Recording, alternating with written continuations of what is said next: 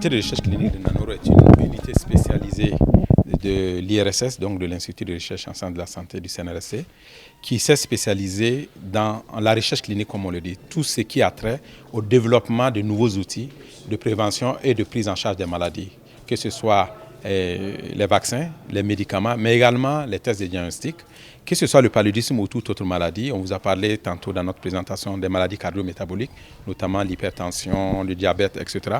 Mais nous travaillons également sur les infections bactériennes. Vous avez vu des équipements qui nous permettent justement d'explorer tous ces aspects-là. Par rapport au paludisme, je dirais que c'est notre domaine de prédilection ici à Nanoro, et nous sommes surtout connus mondialement pour ça. Et nous travaillons aussi bien dans le développement des médicaments. Je vous ai expliqué que nous sommes dans une perspective de proposer aux populations un traitement du paludisme en une journée, en une dose par exemple. Alors nous sommes à la recherche également des meilleurs traitements pour prendre en charge le paludisme chez la femme enceinte. Parce que vous savez que la femme enceinte, il y a elle-même, mais il y a également son bébé.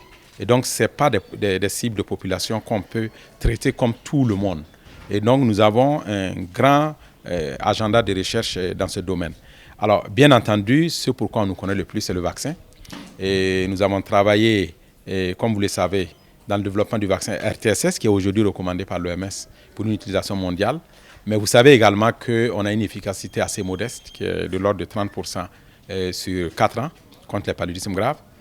Et nous pensons que c'est une efficacité intéressante, mais pas suffisante au regard justement de l'ambition que nous avons d'éliminer le paludisme à l'horizon 2030.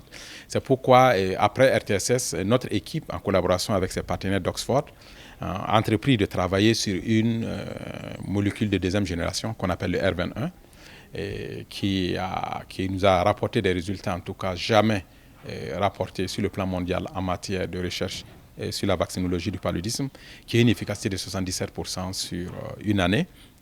Alors, nous continuons le suivi des enfants sur 2 ans. Et bientôt, vous aurez les résultats à la fin de ce mois, de ce suivi des enfants sur 2 ans, des enfants à qui nous avons administré une dose de rappel. Alors, l'objectif pour nous, c'est d'accélérer l'agenda du développement de ce produit. Et c'est pourquoi nous avons, parallèlement à la phase 2, initié une phase 3, où, en plus du Burkina, nous avons inclus d'autres pays, notamment la Tanzanie, le Mali et le Kenya, et avec pour objectif que nous souhaitons en tout cas reproduire ce que nous avons vu en phase 2, ça veut dire une efficacité supérieure à 75%. Alors nous aurons les premiers résultats également de cette phase 3 bientôt en septembre, donc les 6 premiers mois. Et si nous avons une tendance à aller vers ce qu'on a obtenu en phase 2, et éventuellement ce vaccin pourrait être déjà déployé à l'horizon 2023 chez les 250 000 premiers enfants du Burkina qui seront vaccinés et suivis. Et donc, de façon générale, nous intervenons pour proposer des solutions aux problèmes de santé des populations du Burkina, mais également de l'Afrique.